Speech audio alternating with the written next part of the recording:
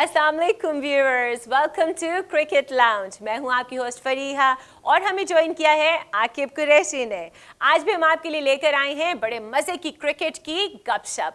तो आइए चलते हैं इंटरेस्टिंग सवालात और उनके जवाबात देंगे। जी तो आकिब मुझे ये बताएं, ज़का अशरफ साहब को मिल गई एक्सटेंशन, क्या कहेंगे इसके ऊपर? तो ऑनेस्टली मैं बेहोश होने वाली थी। जी बिल्कुल, देखें ज़का अशरफ को जो है वो एक्सटेंशन मिली है वफाकी हुकूमत की तरफ से, 3 माह की एक्सटेंशन मिली है। हाँ। लेकिन वो नोटिफिकेशन बड़ा जो है ना वो अजीब किस्म का है कि उसमें ज़का साहब को कोई इख्तियार ही नहीं दिया गया। अच्छा। मतलब ये तो यही है कि आपको हथकड़ी बांध के जो है वो काम करने की इजाज़त है। आपके हाथ बंधे रहेंगे, आप काम करें। 3 माह की एक्सटेंशन मिली है। लेट्स सी अब 4 महीने, क्योंकि उन्होंने पहले काम किया है, 5 जुलाई को वो आए थे, 4 नवंबर को उनको एक्सटेंशन मिली है। अब उनकी फेब में जो है, फेब के मिड वीक में उनको जो है एक्सटेंशन खत्म होगी। सो लेट्स सी 4 महीने में वो कौन से काम नहीं कर सके जो अब वो 3 महीनों में करेंगे। अब ये देखना है, अब ये सारा ज़का पे डिपेंड करेगा। और इसके साथ एक और चीज़ कि उनको ऐसी कोई इख्तियार नहीं दिया गया कि वो टीम मैनेजमेंट को चेंज करें। उनको ऐसा कोई इख्तियार नहीं दिया गया कि वो कप्तान को हटाएं। उनको जो नोटिफिकेशन के मुताबिक, मैं आपको बता रहा हूँ, ये मैं अपनी तरफ से कुछ नहीं, नोटिफिकेशन के मुताबिक उनको डे टू डे अफेयर चलाने का सिर्फ इख्तियार है। वो सिर्फ डे टू डे अफेयर चला जो है वो देख सकते हैं, लेकिन उनके पास कोई बड़ी किस्म की जो है तो ना, इस एक्सटेंशन की भी जरूरत क्या थी?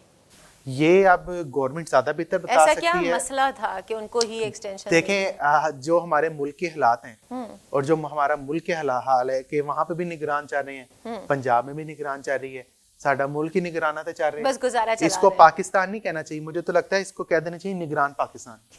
जब आपकी सारा कुछ ही है, आपका एक इदारा स्टेबल नहीं है, तो हम उम्मीद करते हैं पाकिस्तान क्रिकेट बोर्ड स्टेबल हो। ऐसा पॉसिबल नहीं है। ये तो बिल्कुल ऐसे ही है कि बच्चा खेलने को मांगे चांद। आप अपना पहले मुल्क ठीक करें, उसके बाद जो है हम क्रिकेट बोर्ड की तरफ से जो है उसकी तरफ उंगली उठा सकते हैं। True that. नजम सेठी को क्यों नहीं लाया गया? देखें, सेठी साहब को इसलिए नहीं लाया गया, मैं समझता हूँ, क्योंकि अभी वही जो मैंने भी बात की है, अभी आपके पास प्रॉपर सेटअप ही कोई नहीं है, तो आप किस तरह ला सकेंगे? अभी आप चेयरमैन पीसीबी, हमारा जो क्रिकेट बोर्ड है फ्रीहा, वो 22 दिसंबर 2022 के बाद से अभी तक यतीम है। बिल्कुल ऐसे यतीम कहने का मकसद ये है कि हमारे पास चेयरमैन कोई नहीं है। राइट। 22 दिसंबर 2022 को पीडीएम की हुकूमत में जो हमारे जनाब मोहतरम मियां मोहम्मद शहबाज शरीफ साहब थे, साबिक वजीर आजम जो थे पीडीएम की हुकूमत में, उन्होंने तैनाती की थी नजम अजीज सेठी की। और उन्होंने मैनेजमेंट कमेटी बनाई थी जिसका सरबराह बनाया था नजम सेठी को। तो वो उस वक्त थे चेयरमैन पीसीबी मैनेजमेंट कमेटी। अच्छा।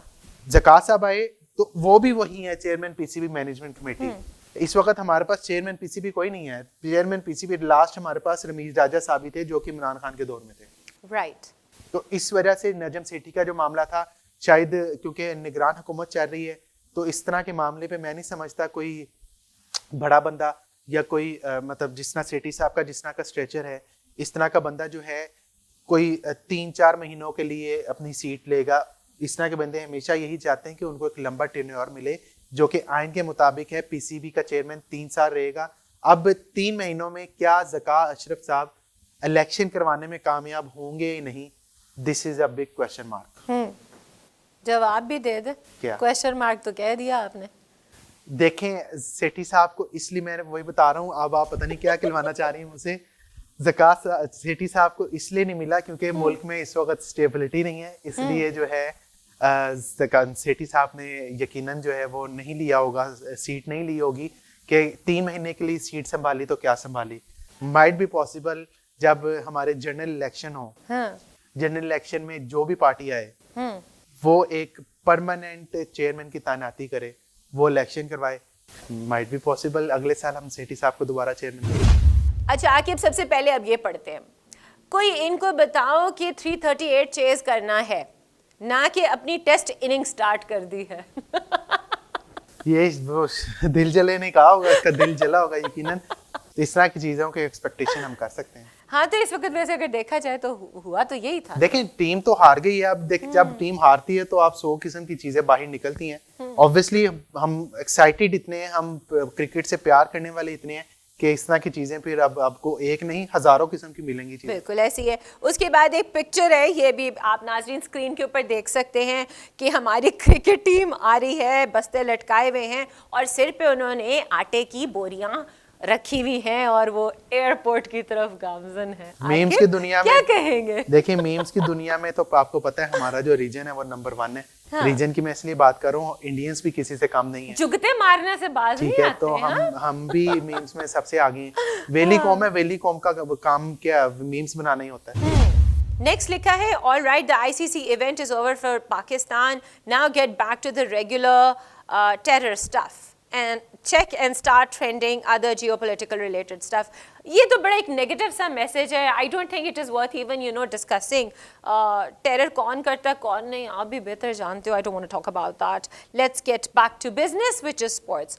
The problem with Babar is after scoring a boundary he don't look to rotate strike.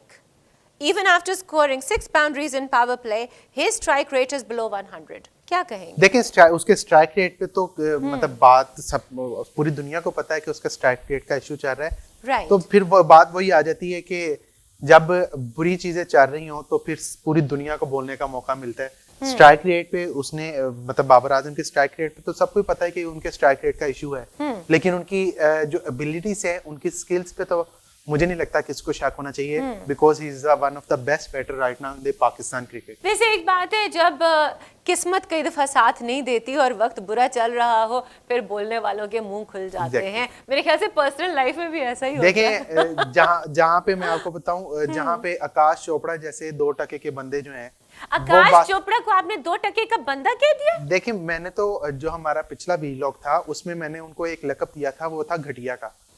अब मैंने थोड़ी सी रियायत की है उनके साथ, 2 टके का कह दिया है। Okay. अभी हम क्योंकि उनको भी नहीं भूल सकते जो हमने नाम रखा हुआ है इरफान जाली पठान को, तो हाँ. जब बुरी चीजें होती हैं तो इस तरह हाँ. के जाली पठान और ये 2 टके के लोग भी, और वो जो बोना सहवाग है, हाँ. तो उन्होंने भी कुछ इस तरह, तो फिर इस तरह के लोगों को बोलने का मौका ऑब्वियसली मिल जाता है। फिर है जी, loser has nothing else to tweet.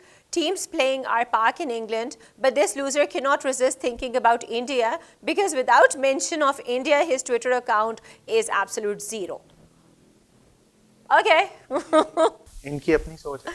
अगला बड़े मजे का, फुरकान कहते हैं, Babar please score a century for my mental health. आइंदा ख्याल रखना, क्योंकि बाबर ने सेंचुरी तो नहीं की, तो इनसे पूछें कि अल्लाह माफ करे, इनको कुछ है तो हम बताएं, हम आपको ले जाते हैं। टेक इट इजी, कोई मसला नहीं, हार जीत होती रहती है, स्पोर्ट्स है, ये तो मेंटल हेल्थ। अच्छा नहीं, मुझे लग रहा है ये इन्होंने हमारे से मजाक किया है। वो कैसे? उन्होंने कहा है कि Babar please score a century for my mental health. हाँ। अब उन्होंने ये नहीं बताया कि किस मैच में। हाँ, क्या पता उनका वो कि दिसंबर में जो ऑस्ट्रेलिया के खिलाफ सीरीज होनी है उसमें, या क्या पता जो फेब में पीएसएल शुरू होनी है उसमें, शायद हम जो हमारी अचानक सिंपैथीज इन भाई के साथ हो गई हैं, क्या पता वो हमारा चीज़ा लगा रहे हैं। You never know. अच्छा, इस वक्त स्क्रीन के ऊपर आप एक बड़े मजे का ना बच्चे को डांस करते हुए देख सकते हैं। Enjoy the dance. उसके साथ लिखा है, Pakistan which was is now officially eliminated from World Cup. और ये हैं जी सचिन रामदास। मेरी बात सुनो मेरे इंडियन भैया, तुम्हें किस चीज की खुशी है और इतना नाच क्यों रहे हो, और बात में नाचते काहे को? खुशी की बात हो तो नाचते हो, गम की बात हो तो नाचते हो, क्यों हर वक्त नाचते रहते हो? Don't have anything else to do? नहीं तो इनका वो फ्री है, इनको वो इनका नाचने का जो प्रोग्राम बड़ा था अफगानिस्तान के खिलाफ, वो इरफान पठान ने जो अपने घर में किया था। यहाँ पे आकिब सुशांत मेहता कहते हैं, Babar Azam is the most overhyped, overrated batter in the world, thumbs down. क्या कहेंगे?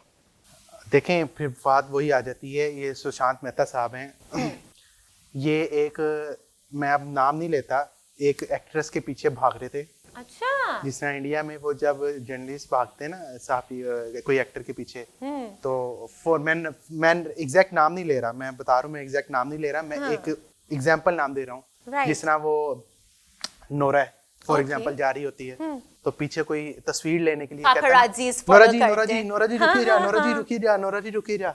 इन भाई की औकात वो है। सीरियसली? ये सुशांत भाई की ना, ये अच्छे साफी हैं, पता नहीं इनमें ये वाला आंसर कहाँ से आ गया, समझ से बाहर है। ये तो आप जाके ना भाई सुशांत भाई, हमें पता है कि बाबर आजम की परफॉर्मेंस अच्छी नहीं रही, आप जाके नोरा नोरा के नारे लगाएं, उनके पीछे भागें, नोरा जी शायद आपको इंटरव्यू मिल जाए उनसे। तो क्या है मतलब इनके बारे में क्या बात करनी है? नॉट वर्थ इट या।